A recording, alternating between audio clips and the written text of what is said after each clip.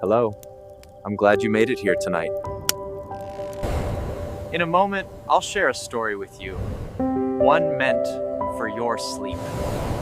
This story is made to be heard with your eyes closed, because while you sleep, it goes straight into your subconscious. She is calm but powerful. She will change the way you see the world. It will plant new seeds in your mind, ideas of prosperity. So lie down there, snuggle up, relax, Because the balloon is going up now, and history will take you with it. The first light slid across the whitewashed wall before it found his eyelids, and he woke without hurry. One hand finding the edge of the blanket and the other resting on his chest to feel the slow rise and fall of a breath that already knew the sea was near. He listened first to the gulls sketching thin cries over the water, to the hush of waves rolling underneath everything like a promise repeated, to the old wooden clock that ticked as if nodding along. He stretched with deliberate care, toes pointing, arms reaching past the pillow, a small yawn opening and closing like a shell. Then he sat up and let his feet search for the sandals waiting exactly where he had left them last night. He slid, the first foot in and then the second, feeling the familiar leather embrace the skin, the cool weave of the floor against the heel, and he stood, running his fingers through hair that had learned the shape of the night. The room held the faint smell of salt and sun-dried linen, and on the chair, a folded shirt waited. He draped it over his shoulder for later and crossed to the window, unlatching it with a soft click. The shutters opened outward, and air entered like a friend who never knocks. The breeze touched his face and brought the quiet taste of iodine and distant nets, and the bakery 2 streets down warming the morning. He rested his forearms on the sill and let his eyes travel across the rooftops to the band of silver blue where the horizon lived. And he decided without deciding that today would be lived as if every small thing were already enough. He turned and padded to the basin, poured water from the clay pitcher, watched it catch the light and shiver, dipped both hands and carried the coolness to his face. Once, twice, 3 times, lingering on the cheekbones and the temples, as if smoothing the night away. He reached for the small bar of soap, rubbed it into a lather that smelled of rosemary and clean fields, rinsed again, and patted dry with a towel that always felt a little rough and honest. He leaned toward the mirror and found himself as he truly was, eyes a touch shadowed, soft half-moons of fatigue resting underneath, a small line at one corner that spoke of squinting into sun and laughing. He smiled at the evidence of all the days already lived and traced the line lightly with a fingertip as if thanking it for being there. He set the towel on its hook and walk, and walk, and walk, walk, you walk. How have you walked thee? He smiled, he walked. He smiled at the we walked. He smiled at the evidence and walked. We walked, we walked, he walked, you walked, my wad, my walk. We walked, we walked, we walked, in walk, we walked, we walked, we walked, we walked, we walked, we won, we I, we I,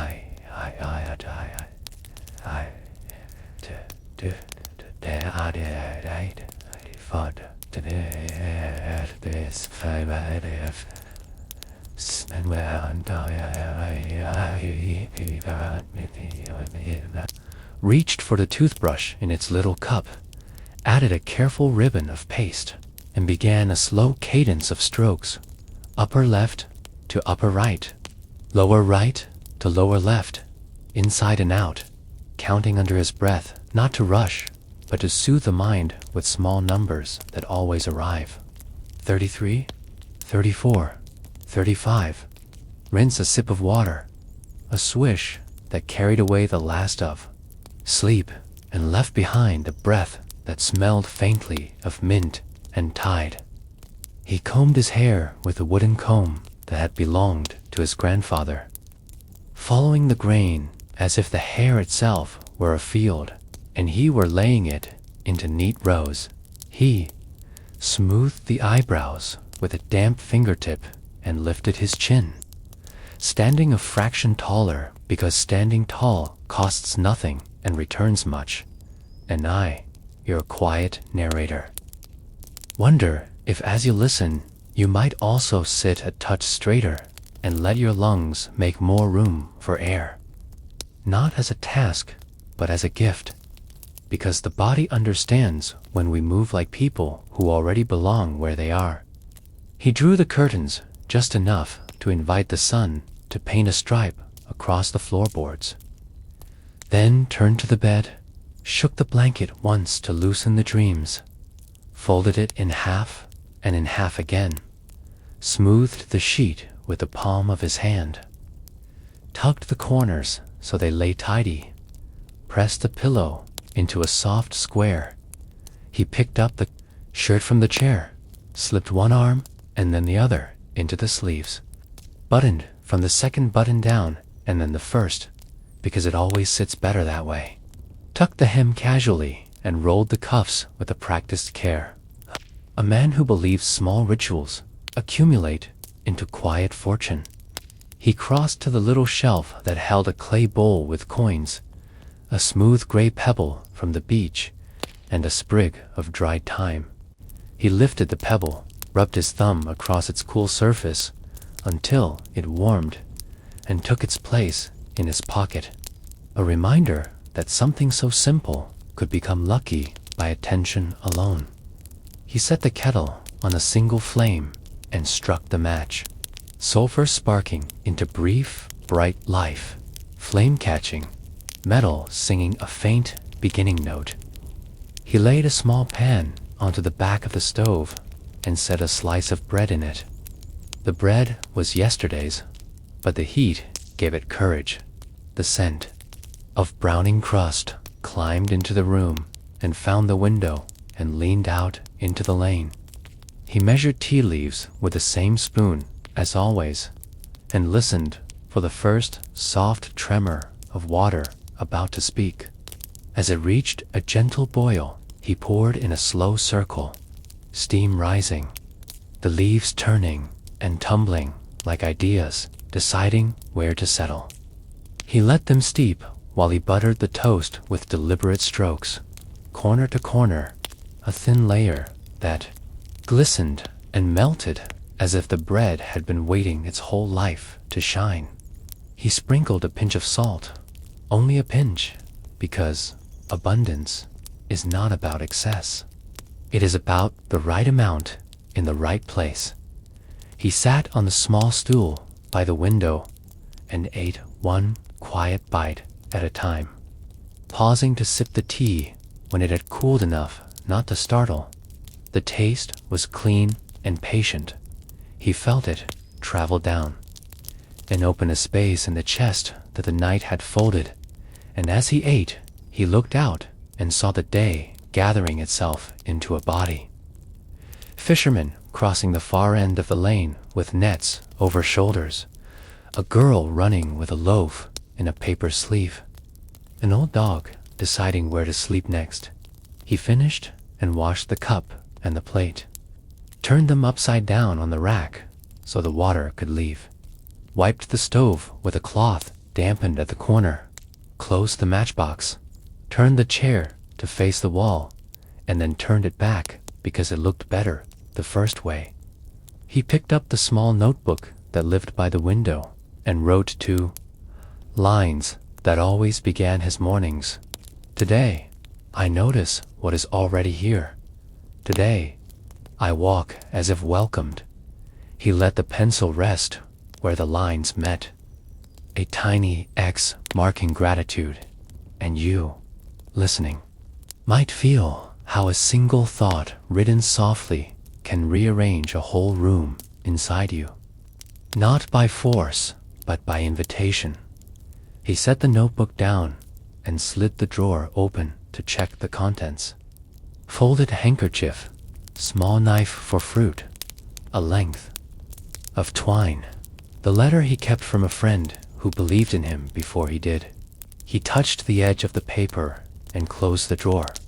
He went to the peg by the door and lifted his light jacket, shook it once, and slipped into it, hands finding. Sleeves with a memory older than words.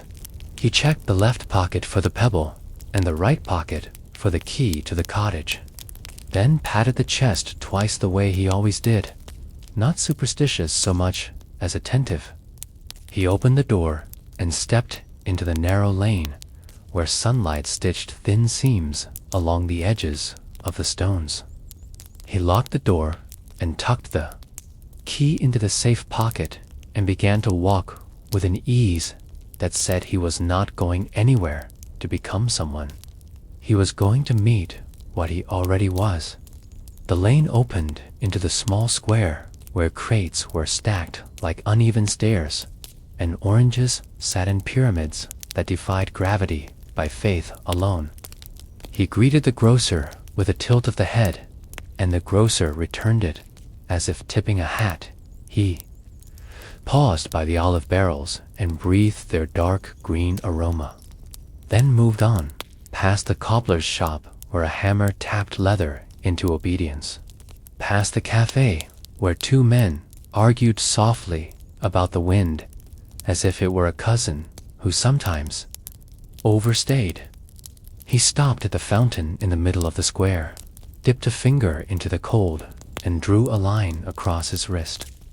Just a line, because the body likes to be reminded of rivers even when it is mostly bone and breath. A child chased a paper, bowed along the shallow gutter where water ran toward the drain, and the child looked up long enough to smile, the kind of smile that people wear when they have not yet been convinced that joy needs a reason.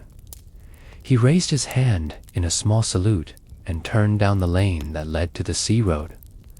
The stones here were smoother, walked smooth by generations, and his sandals made a rhythm that matched the low belly sound of waves unseen. He passed a doorway where two women were stringing fish on lines to dry, their fingers quick and kind. He said, "Good morning," and they answered with blessing, a word that never costs the speaker and always enriches the one who hears it.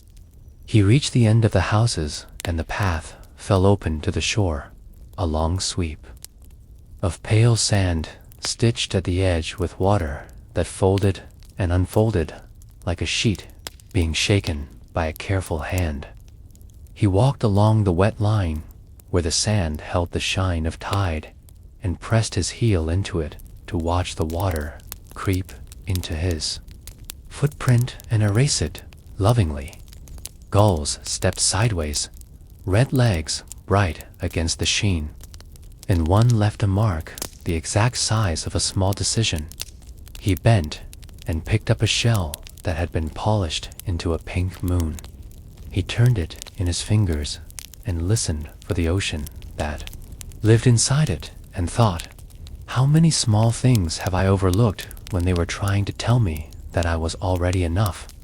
He laid the shell back exactly where it had been so the next person could find it and let their mourning deepen. And I wonder if you, hearing this, might think of one small thing in your own room or memory that you could put back with more care than you took it. Because that is how a day becomes generous. The sun climbed and tried on different colors of itself against the water. He tasted the air and found it brighter now with a lemon note. The bakery must have opened its second oven. He left the shore and followed the path that sloped upward toward the cliffs. But this was still morning, and the cliff path would come later. For now, the ritual wanted its last piece. He detoured to the little chapel whose blue door was always open, stepped inside, where it was cool and smelled of stone and beeswax and old wood. He did not pray with words. He stood and let the silence line up his thoughts until they faced the same direction. He placed the pebble from his pocket on the bench for a moment, and then took it back. A small exchange, a loan of steadiness. He touched the back of a pew, where names were carved, letters softened by time into something almost like waves. He stepped out again and blinked into the brightness. The world outside briefly more golden because the inside had been so calm. He turned for home to collect the bag he would need for later. His steps carrying him not forward but inward, the way a good morning does. He paused at the corner where bougainvillea climbed a wall in urgent pink, leaned slightly to smell a flower that had no smell, and smiled at the trick of beauty. He reached his door, opened it, entered, and felt the cottage greet him like a dog wagging an invisible tail.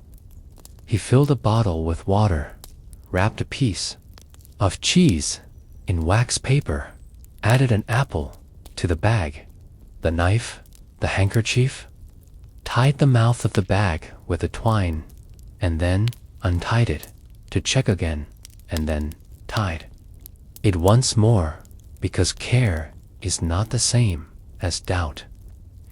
He checked the window latch, moved the chair half an inch so it would greet him perfectly later, and stood in the middle of the room to listen to the quiet, the kind of listening that tells a place it has been seen, and your narrator steps close to whisper that when you listen to a room, the room listens back and places something gentle in your pocket that you will find when you most need it. He slung the bag across his chest so the weight sat where breath could meet it, took the key, turned it in the lock, and stepped out again, and the lane, and the square, and the shore waited like sentences waiting for the next word. He began to walk toward the rise that would become the cliff path. He'll then bawl, easy, steady, a man carrying nothing heavy except his own attention, which he gave to everything, as if it were all already his, because in a morning like this, it was. The road that left the square tilted gently upward, lined on one side by low stone walls where ivy climbed in slow patience, and on the other side by fences holding back small gardens where tomatoes were ripening into red lanterns, beans curling up their sticks, and sunflowers lifting their heavy heads toward the late morning sky. The protagonist walked with measured steps, bags slung across the chest, the weight of apple, cheese, water, knife, and handkerchief pressing lightly against his side. Each item not just a provision, but a reminder that he was cared for by his own foresight.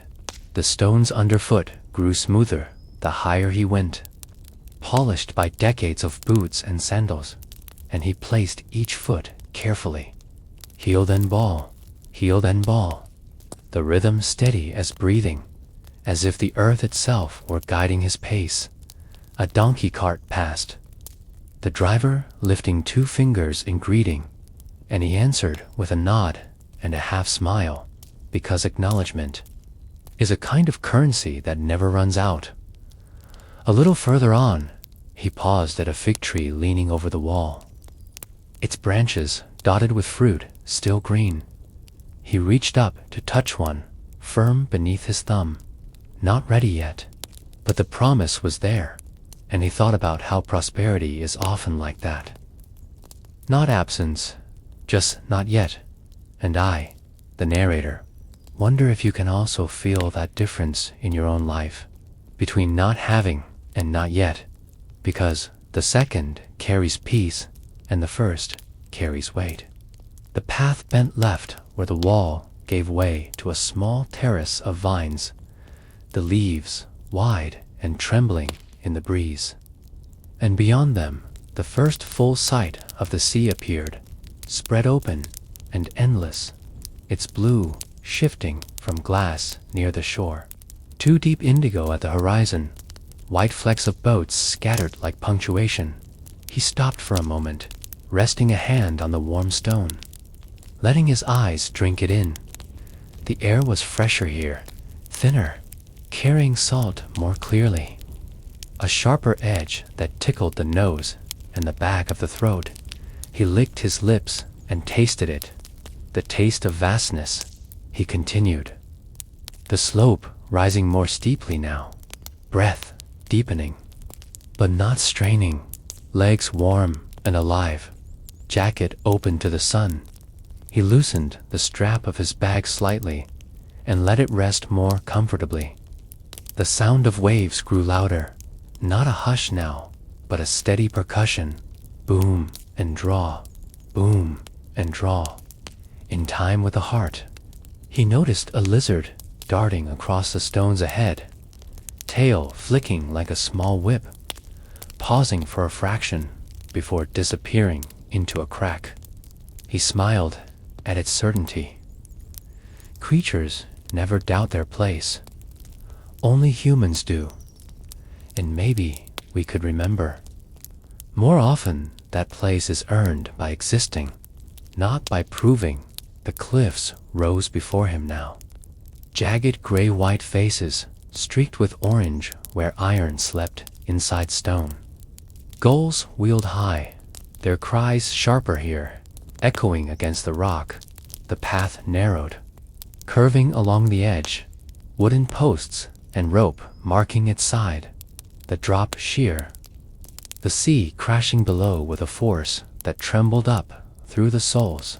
He slowed, each step deliberate, not in fear, but in reverence. For cliffs are teachers of balance. They remind you that to walk steadily is wealth in itself. He placed one hand lightly on the rope and continued, eyes steady, mind steady, heart steady.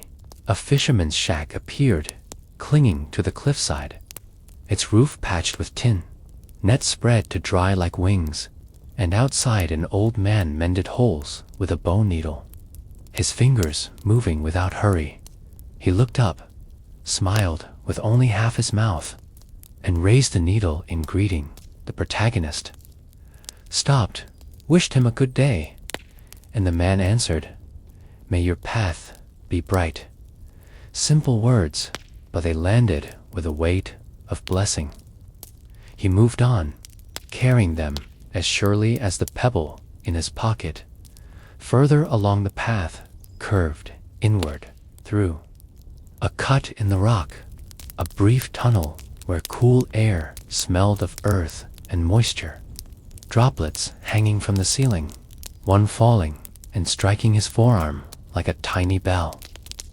He rubbed the spot with his thumb, a reminder that even stone sweats.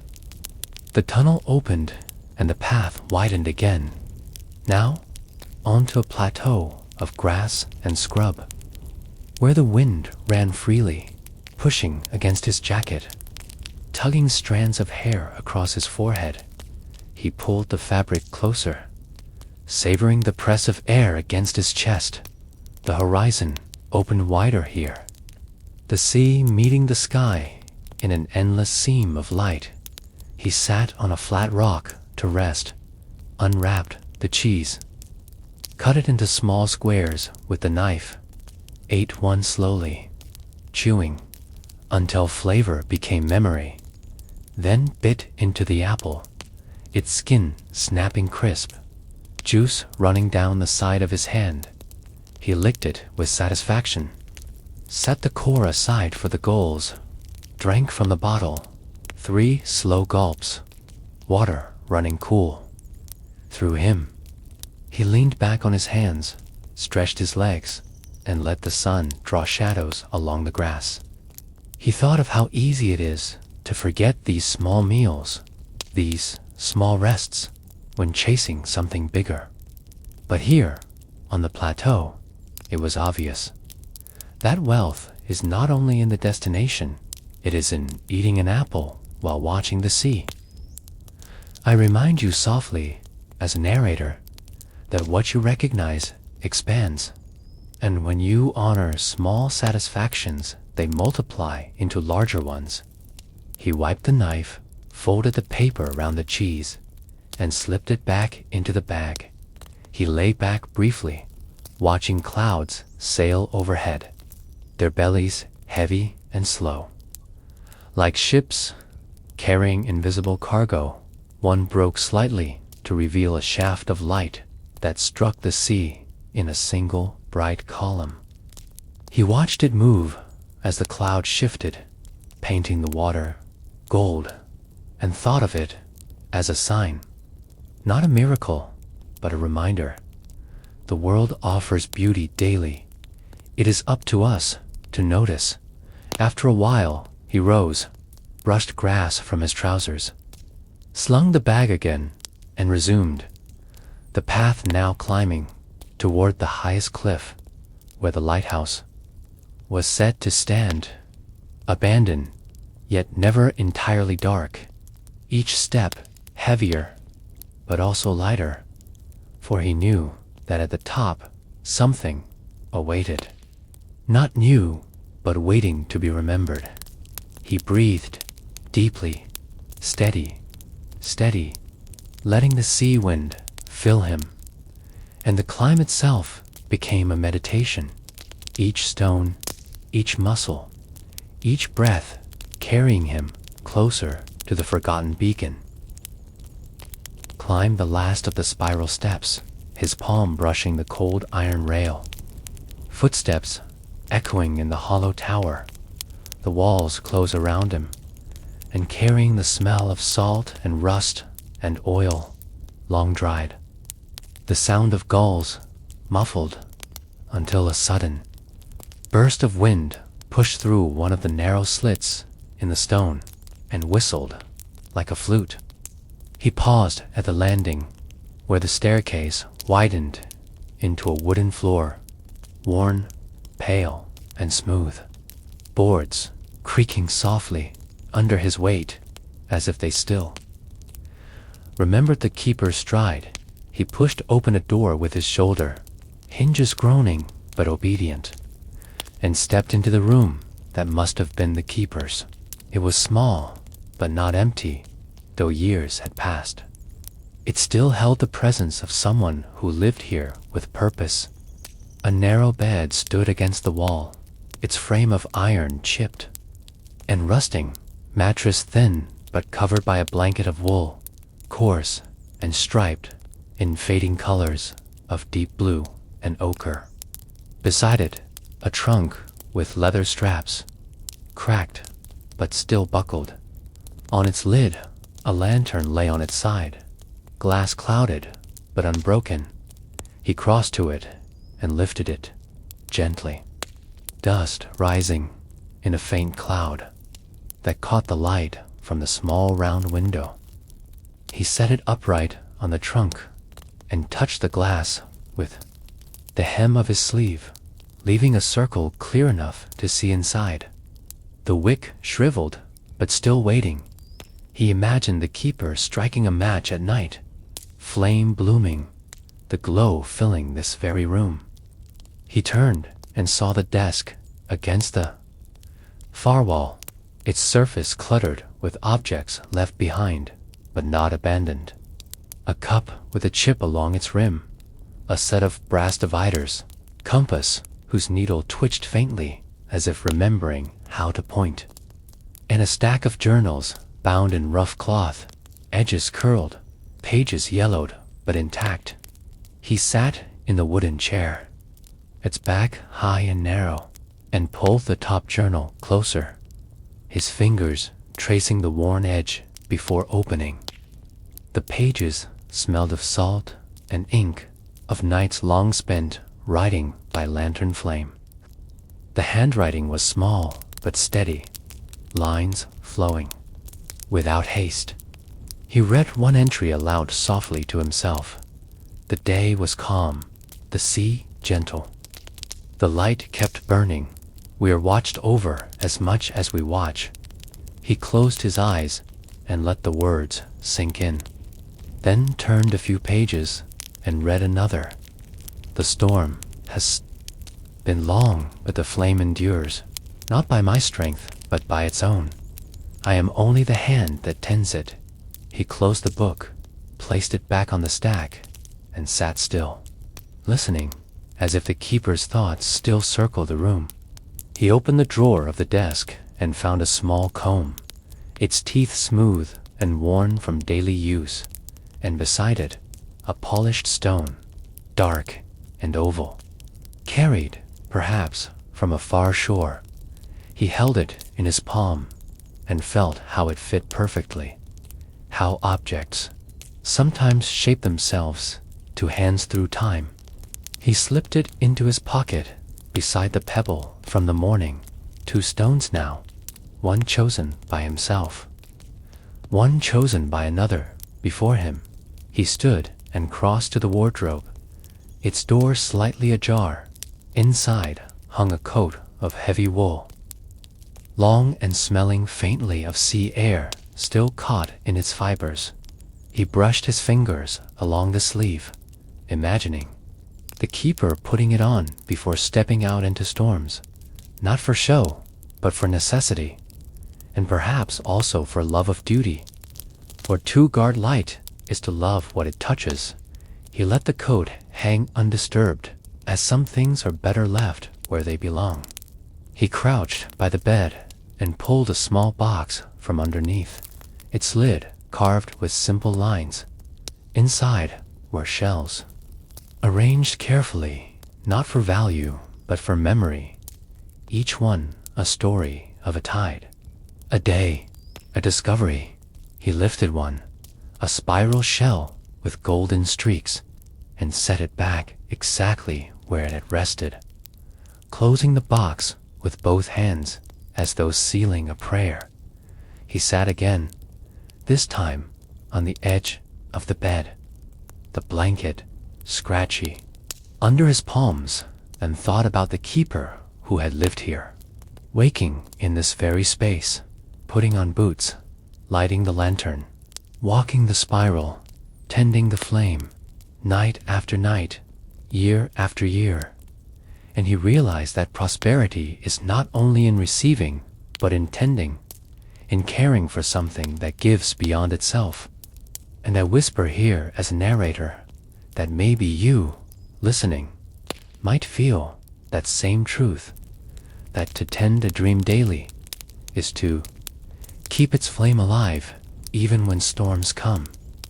He lay back for a moment on the bed, eyes tracing the cracks in the ceiling plaster, the shapes resembling rivers branching, and thought that perhaps abundance flows the same way, branching, diverging, always moving.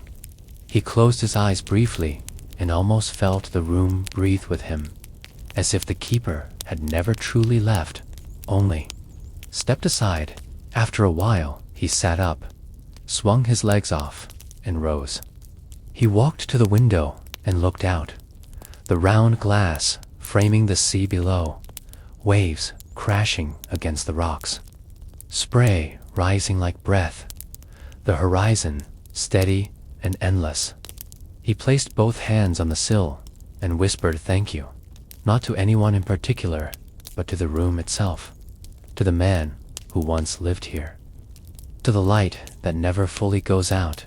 He turned, picked up one of the journals, opened to a blank page at the back, pulled the pencil from his pocket, and wrote slowly, "Today, I walk as if the flame already burns.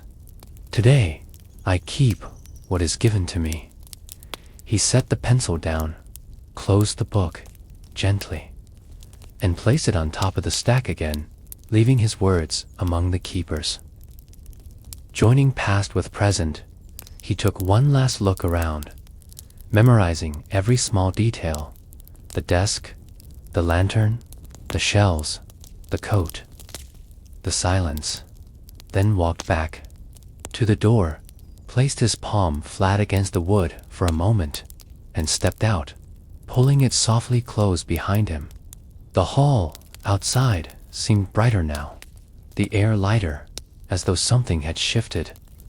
The spiral stairs waited again, leading upward, and he placed his hand once more on the iron rail, ready to climb, ready to discover what lay in the higher chamber, where mirrors were set to catch not only light but truth.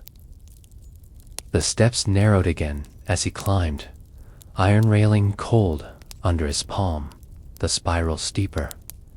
Breath slower, boots landing in careful rhythm, the smell of old dust and faint salt filling the air.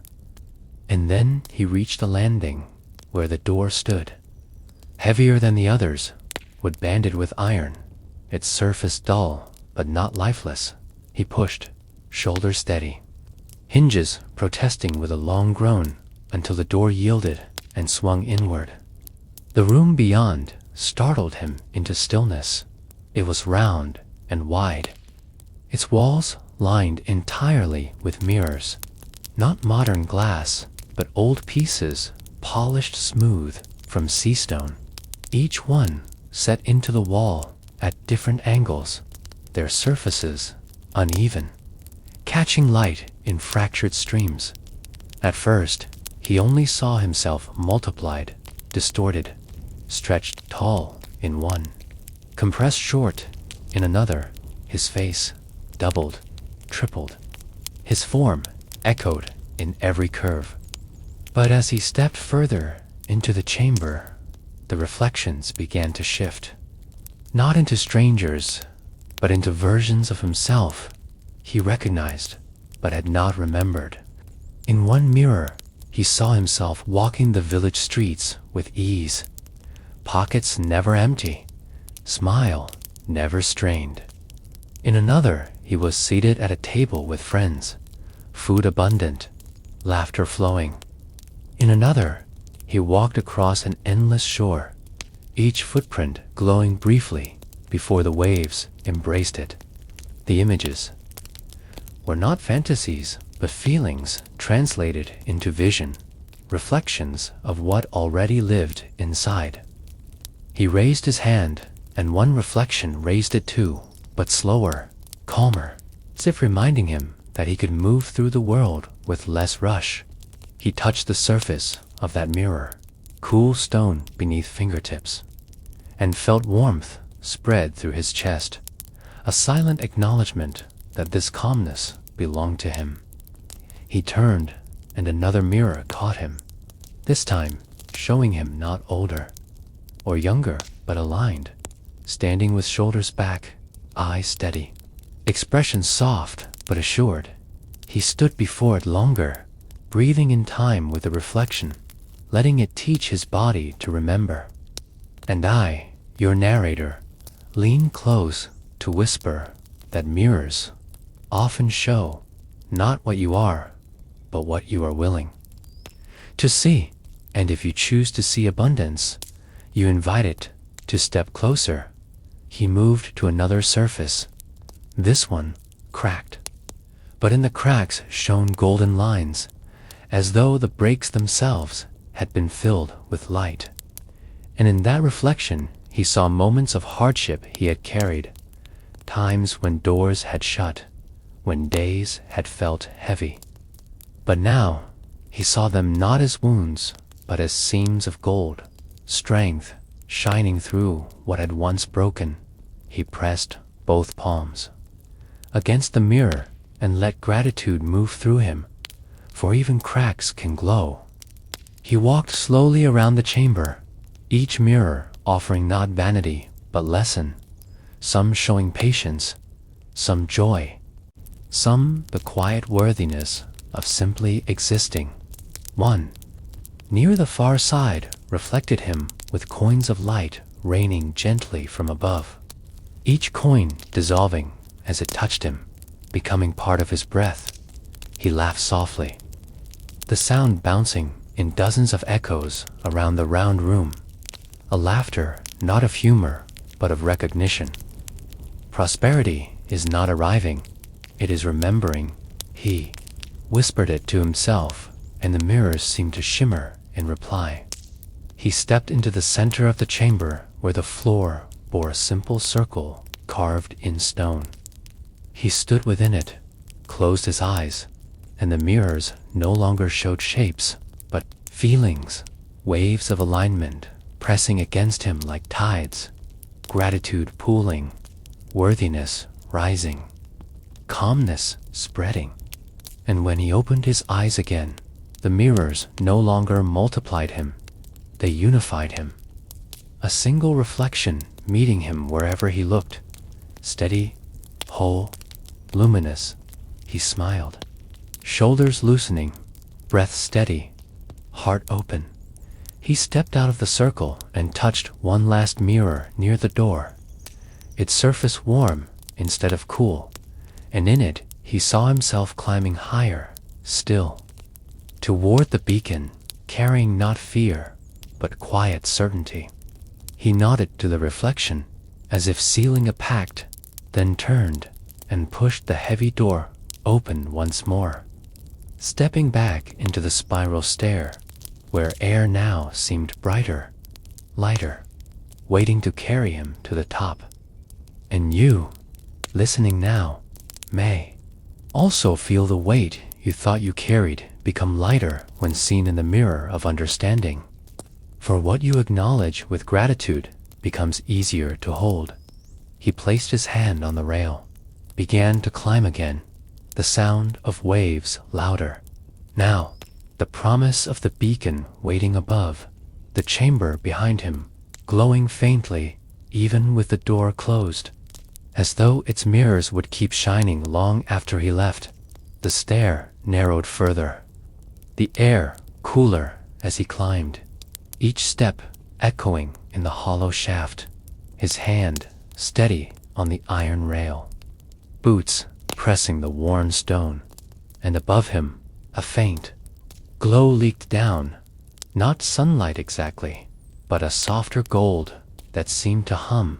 When at last he reached the final landing, the door there was smaller, made of iron, green with age, its handle polished where countless turns had worn it smooth.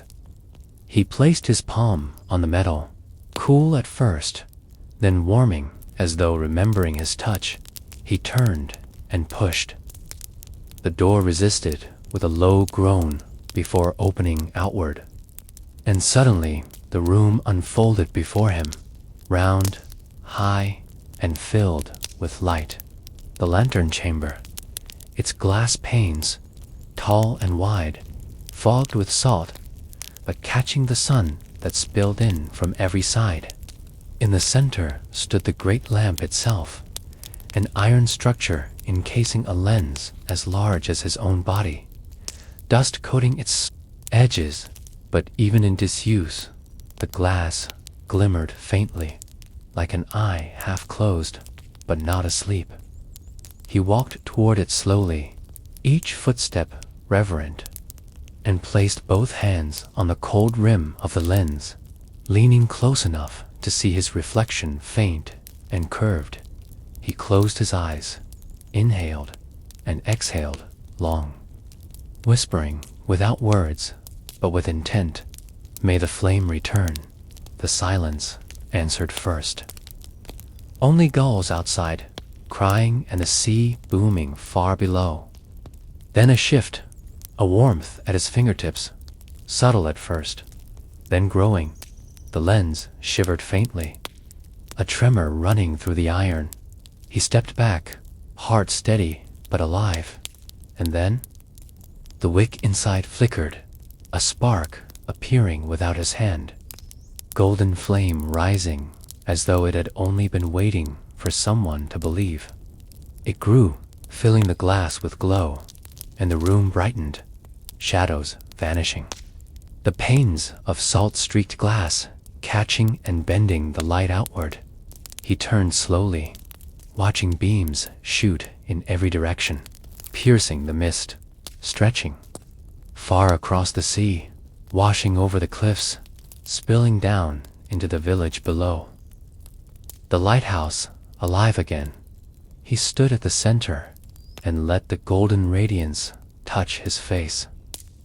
Warm, but not burning, steady, unending. He raised his arm slightly, as if to receive it, and I, the narrator, stepped close to remind you that when you allow light within, it cannot help but extend outward. What you carry quietly will inevitably illuminate the world around you. He watched the beams sweep across the horizon, touching waves, gilding their crests, transforming them into ribbons of gold. He saw the fishing boats below, tiny specks turning their bows toward the glow, sails catching it. Jets shining as though abundance itself had landed on their planks. He thought of the keeper who had tended this flame long ago, and now he felt himself not as visitor, but as continuation. Flame passed from hand to hand, heart to heart, never truly extinguished. He circled the lamp slowly, fingertips grazing the iron frame. Listening to the soft hum it now sang, a harmony with the sea itself. He crouched to the base and found a small drawer. Inside were tools, oily rags, a wick trimmer, matches in a rusted tin. He smiled, knowing that the keeper had left not just memory but means. He took one match, struck it, watched the flame bloom, and held it for a moment beside the great lens, not needed now, but symbolic. One small fire mirroring the greater, then blew it out. Smoke curling upward, disappearing into the light. He pocketed the match as a token, a reminder that large lights begin with small sparks. He stepped to the glass panes, rubbed one with his sleeve, clearing a circle through which he saw the village clearly. Rooftops shining, streets glistening, people moving like threads in a tapestry now woven with light. He raised his hand in salute to them, though they could not see, and felt their lives somehow answer. He opened the hatch to the balcony and stepped out, the wind immediate and full, pressing his jacket, ruffling his hair, but the light wrapped him, warmer than the gusts. He gripped the iron railing and looked out, the horizon endless, gold streaks painting the water where the beam touched, clouds glowing at their edges. He breathed deeply, chest filling not only with air but with certainty. This was not only a lighthouse, it was a beacon of abundance, and he was now its keeper. Whether he stayed or left, for the light had settled in him. He closed his eyes again, let the warmth soak deeper, and whispered, "I am open, I am ready, I am already where I belong."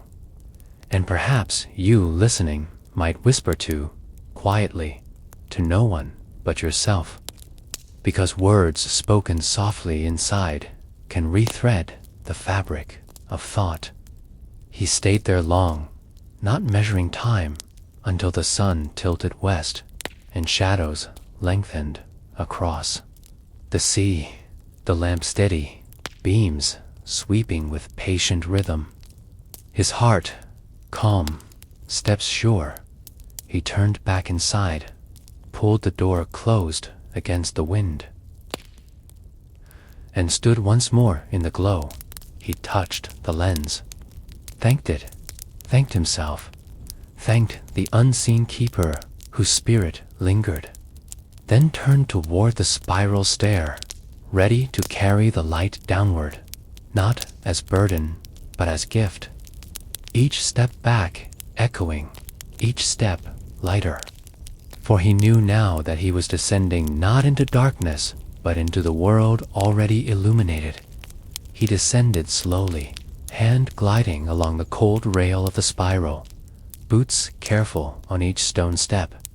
But now the air felt different, lighter, as though the tower itself had exhaled. His shoulders relaxed, his heart steady, and the golden glow seemed to follow him, clinging to the walls, resting on his hands, whispering that the flame was not behind him, but within him. He reached the keeper's room again, paused with his hand on the door, whispering thank you once more to the silence inside, then moved on, further down until the lower rooms passed and the heavy door opened onto the path outside. He stepped into the late afternoon, the air warmer now, the sea below painted in amber, gulls sweeping in arcs through beams of light that stretched outward from the lantern chamber above. The village below glowed too, rooftops catching the sweep, windows flashing briefly as if winking in gratitude. He stood still for a long moment, bag resting against his hip, breeze pressing against his jacket, watching the golden ray bend across horizon and land, feeling its pulse inside his own chest, then turned and began to walk the path back, each step careful along the cliff, but no longer cautious, for the light followed, his body carrying it down. The fisherman he had greeted earlier still sat by the shack, needle moving through net, and when he lifted his eyes, this time he smiled wider, his whole face creasing as if he too felt the change. The protagonist raised a hand in return, and the old man called out across the wind, "The flame burns again." "You have done well," he nodded, though he knew it was not only his doing, but the work of belief itself. Belief rekindles all flames.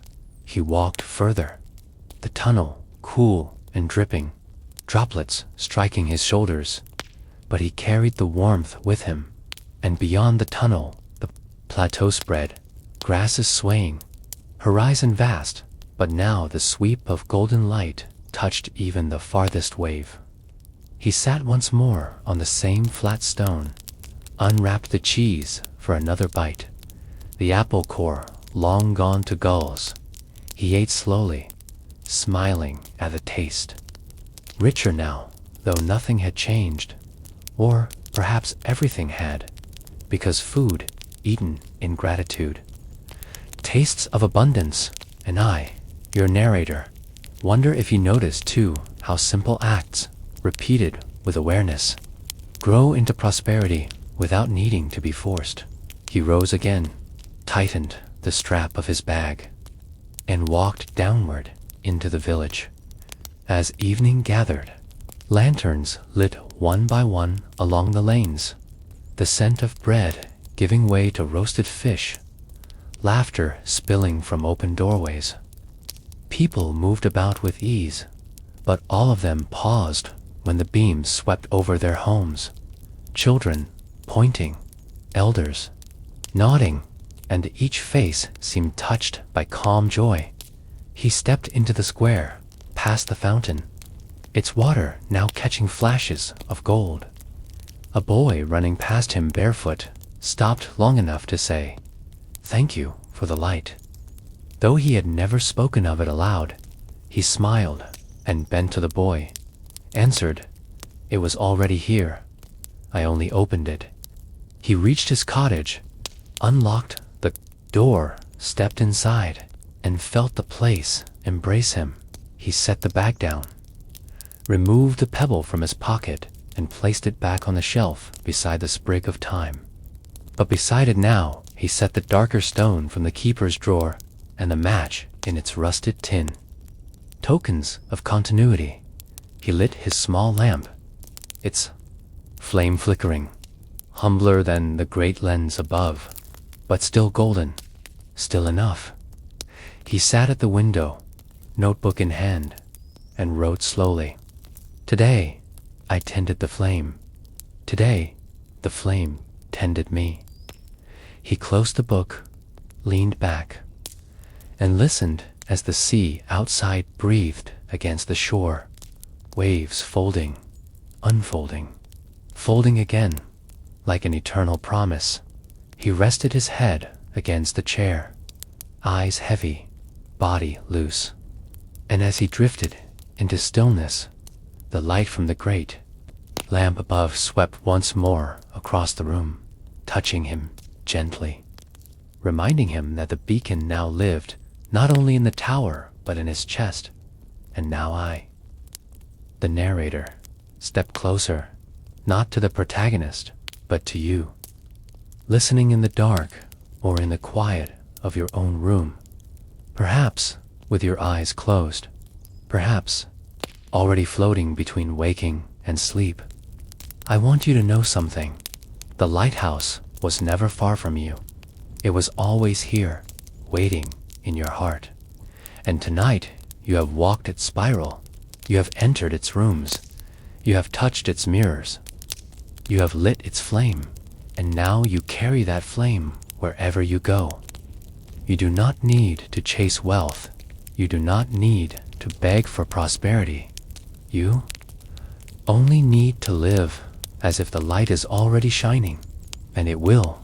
Feel it now, in your breath, in your chest, in the weight that lifts when you choose gratitude. And let these words settle deep as you drift into rest. I am aligned with abundance. I am worthy of all that flows to me. I feel before I see. I trust the timing of my life. I live as if it is already mine. I am cared for by the same light that guides the sea. I walk with ease. I receive with peace. I share with joy. Let each phrase sink in, as if written across the inside of your mind, not in ink, but in light. Let them weave into dreams, into the quiet corridors of thought where tomorrow is already forming, so that when you wake, you will move through the world with the glow of someone who knows that prosperity is not coming. It is here. You are here, and that is enough. And now, before you drift fully into sleep, I asked gently, are you still awake? If you are, write in the comments, I'm still here, so I know you've walked with me all the way through this story. And if you are awake, then come, let us go together into another story, another flame, another path, for there are always more lights waiting to be remembered. You.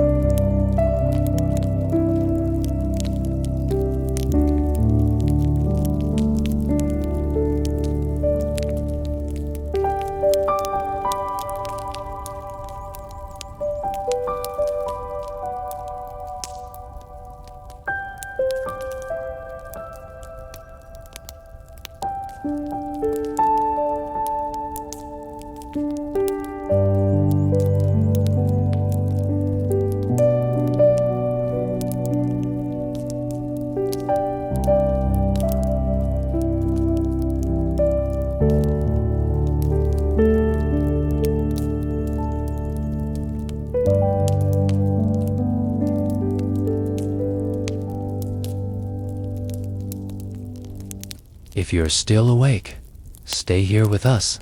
Open our special playlist now and keep listening to more sleep stories for mental reprogramming and prosperity. Listen to one, then another, until sleep gently arrives and carries you into the night.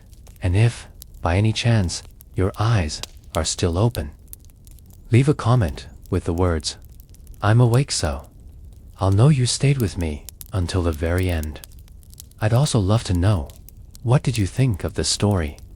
Share your thoughts and let's talk in the comments. I'll see you in the next video. And until then, may your dreams be filled with light, abundance, and peace. Good night and sweet dreams.